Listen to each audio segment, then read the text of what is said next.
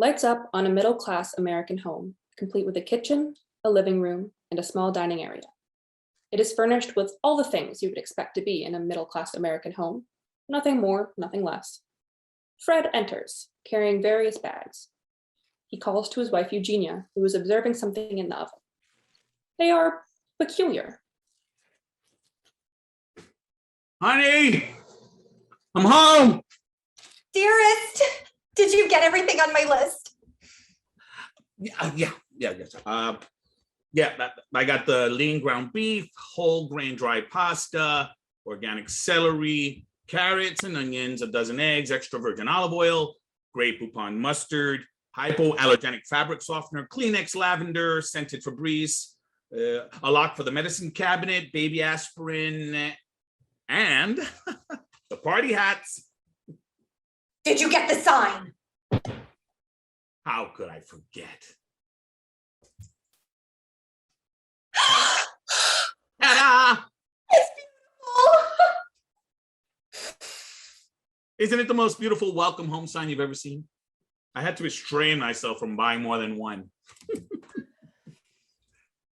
certainly is saucy. She will love it. Oh, I know she will.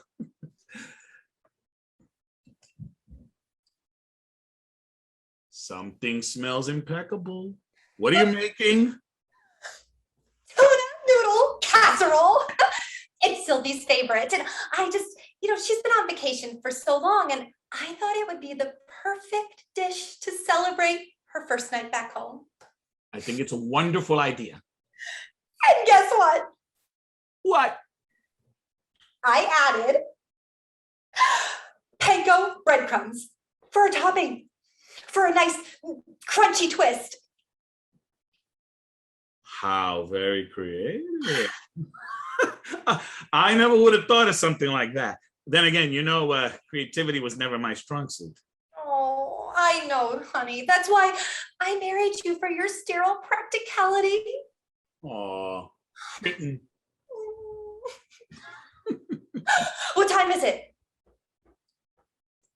It's almost 6. Oh dear. Okay, she'll be here any minute. Go put everything away, and I'll take the casserole out of the oven. Roger that. Head like a hole, black as your soul. I'd rather die than give you control. He's here. Unwrap the sign. She's here. We didn't attach it to the wall. Just hold it up.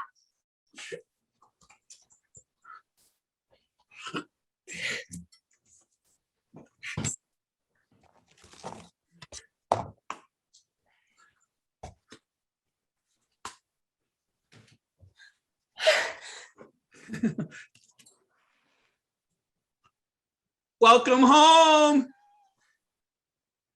Oh God. We missed you so much. You gained weight in a good way. Did you make lots of friends? How does it feel to be home? It feels Wonderful. Comforting. Saucy. overwhelming. It feels overwhelming. Don't look so sad, Eugenia. I mean, I think what Sylvie means is that she feels overwhelmed with all our love, right, Sylvie? Actually, you know what? Sure, yeah. Let's go with that. Mm-hmm. You want a party hat? I'm okay, thank you. I've got 2. I can see that. Are you guys okay?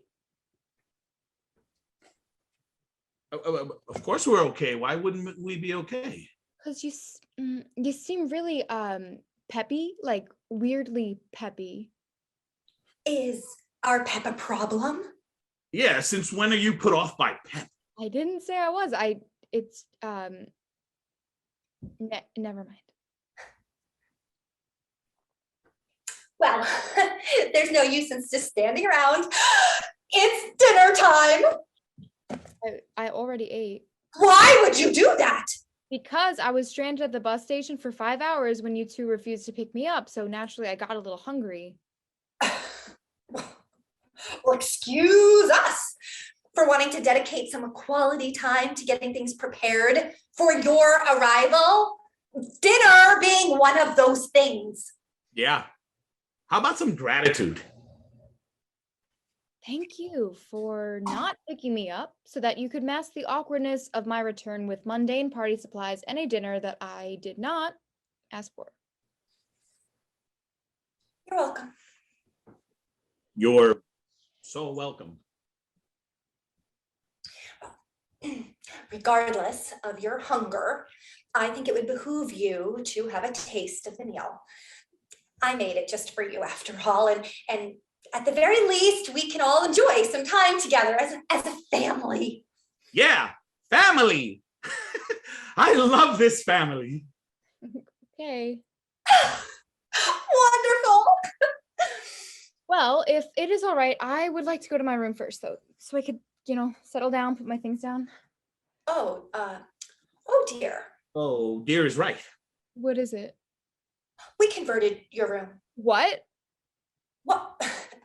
We converted your room. Yeah, no, I got that part, but why? You knew I'd be coming back home. We needed a dedicated space for jazzercise. Jazzercise, really? Really? Really? Yeah. You understand we're getting older, so we have to work extra hard to keep the old joints nice and buttery.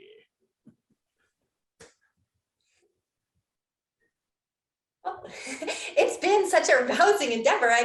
I'm dedicating it, I guess, just, I don't know, slipped our minds. Why don't you guys just go for a walk? We live in the suburbs. And risk dappling ourselves in freckles? Absolutely not. I was gone for 60 days and you know what? It's not even worth it. Where am I supposed to sleep? There's a perfectly good couch in my man cave. It's not even a couch. It's a futon. It's a small decrepit futon that you got for free off of Craigslist. Futon schmooton. It's a soft surface, and everyone knows that soft surfaces lend themselves to sleeping. Could I take the couch in the living room? It is so much bigger. And risk stretching the artesian upholstery? Absolutely not. Hey, but that just, it makes... No more whats, butts, or coconuts. It's dinner time. Can I at least say hi to Jonah first? Oh, the cat. Yeah, my cat. Where is he? The cat is dead. What? Oh, Fred, don't be so brash. All we know for sure is that he's dead to us. We stopped taking care of him 59 days ago. Why would you do that? Because he wasn't our responsibility, dear. Part of growing up is learning how to take care of things on your own. His mother would have understood. His mother was a cat. And you know that I would have taken him with me if I could, but I couldn't, and you know that. How could you turn your back on such an innocent creature? Oh, hardly innocent. Have you seen what he did to my drapes? Tragic, really. They were really such nice drapes. He was my best friend. He was my only friend. He was a dumpster cat. You found him in a dumpster. So, upbringing is important, especially in these parts. I rescued him. He was brought up here. I just guessed his dumpster roots were just too strong. Some creatures are beyond saving. I can't believe you. Well, we can discuss this matter more after dinner. But that's just not fair. It's dinner time. Our house, our rules. Sylvie is visibly upset, but Fred forcefully motions for her to sit at the table anyway. She does, timidly. Eugenia brings out the casserole, which is an unearthly off-gray color, and a bowl of salad. Fred gets plates and silverware as Eugenia prepares to serve. They perform a pre-dinner ballet, After all the food is dished out, Eugenia and Fred join their daughter in sitting.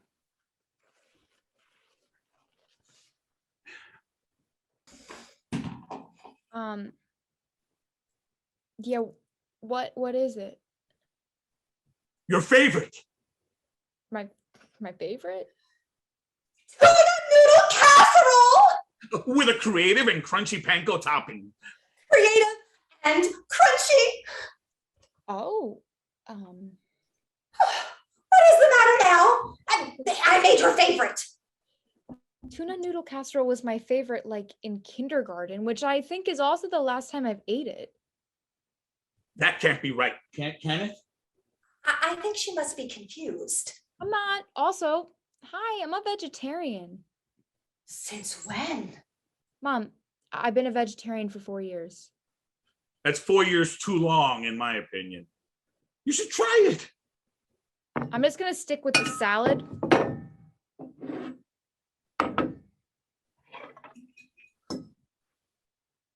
So, I take it you had a good time? You look so zesty.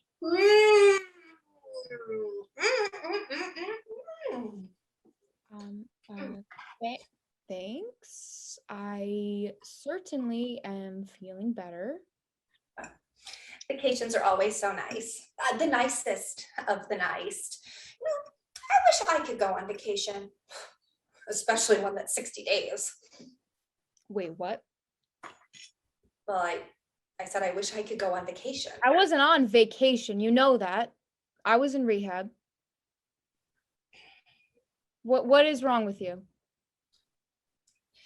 It's just What? We think it's best not to pollute our dinner conversation with a discussion of your disgusting delinquent detoxification. Disgusting. so disgusting. I was getting clean. I finally made the choice to take care of myself. What is disgusting about that? No, please enlighten me.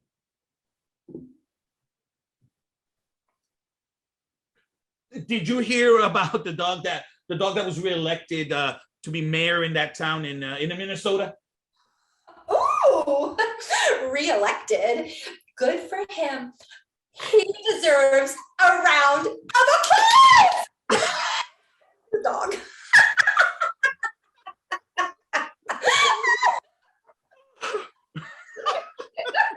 You know, ignoring my situation isn't going to change it. I bet he barks a lot of orders.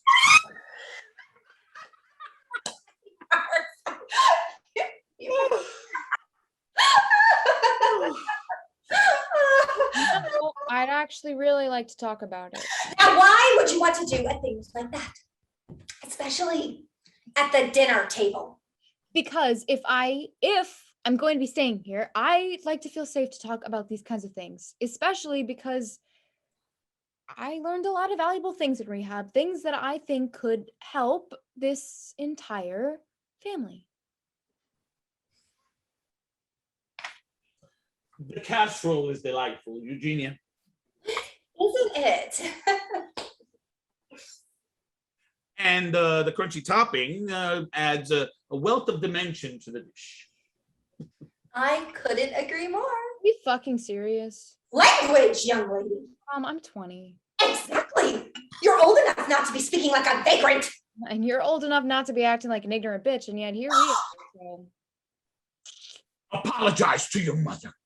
I'm not gonna apologize for speaking the truth. Oh, you should. I won't. What happened to you? You're such a sweet, quiet, passive little girl. We all got along so well. What happened?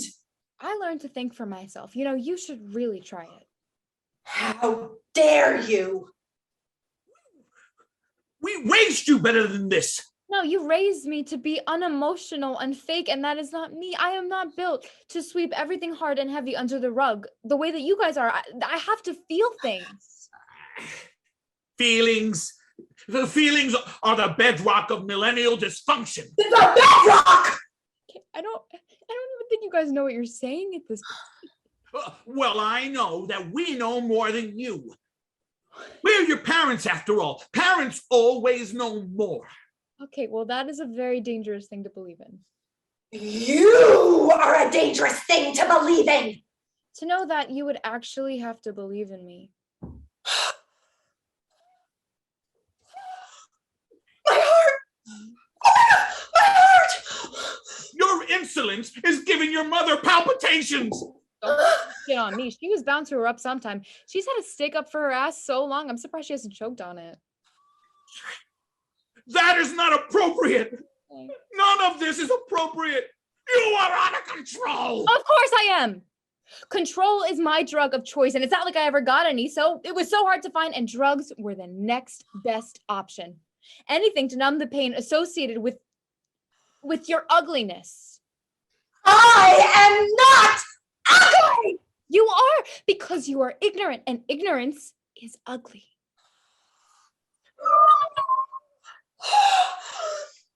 Eugenia, my love. Right!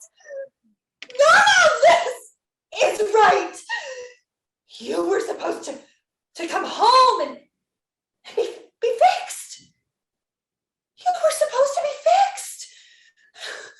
No more foul language or mention of your filthy transgressions.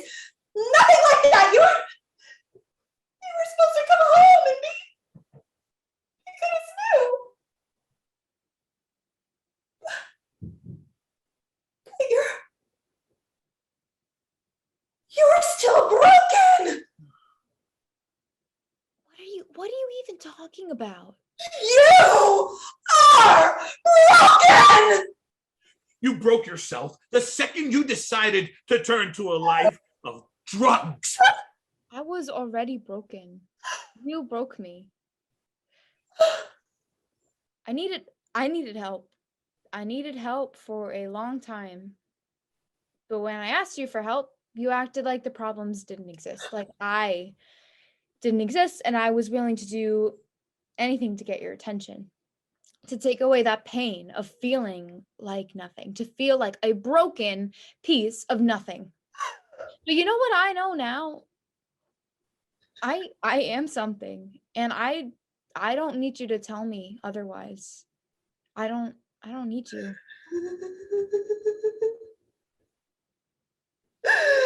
You ungrateful harlot. Your shortcomings are going to be the death of me. Oh yeah.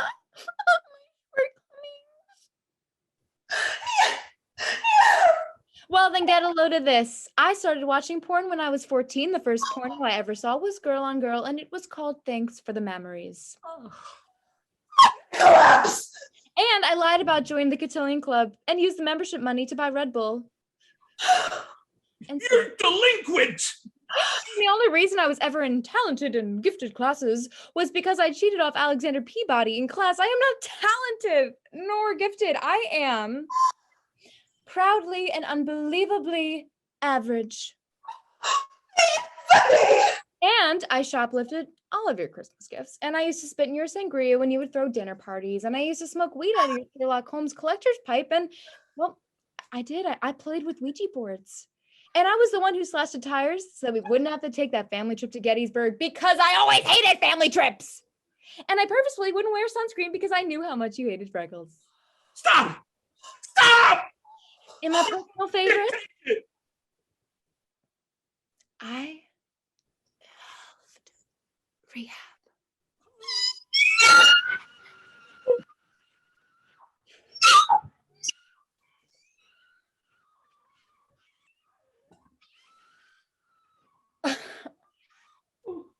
Okay.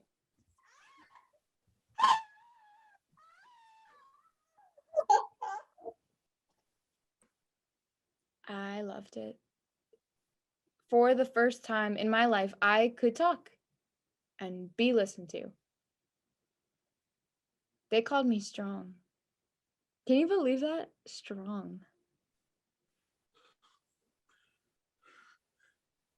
I never, ever, ever, ever, ever, ever, ever, ever, ever, ever want to see you or your darkness ever, ever, ever, ever again. If you're still here by the time we get back to the hospital, I'm calling the police.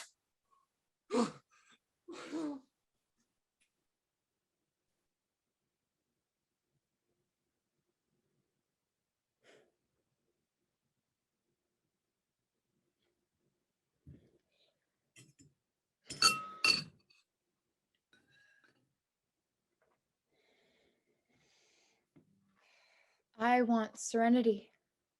I want acceptance. I want courage. I want change. I want wisdom.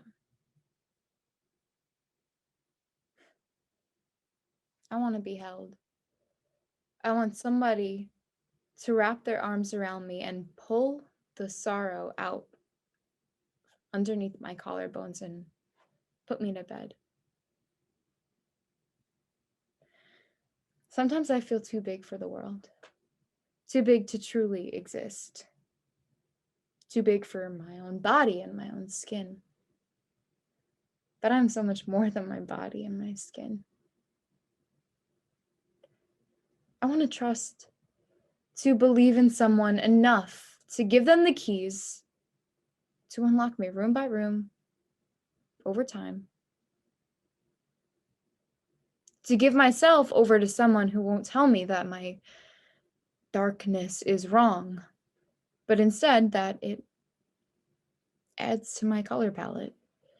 I want to believe that those people exist and that they are out there searching for me too. I want to eat. I want to eat anything and everything without a second thought or shame. I want to be fed without worrying about being full. I want to be full without longing for emptiness, because there's nothing comforting about emptiness. And I want to travel, be a stranger somewhere I'm meant to be a stranger.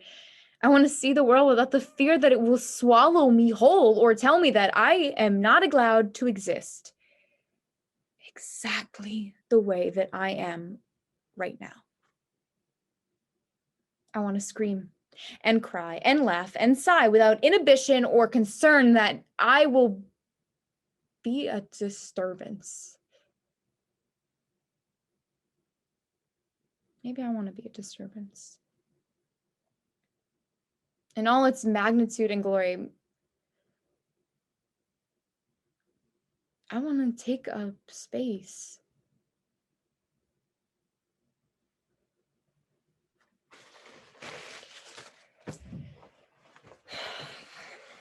And now I can. I'm sober. I'm stellar.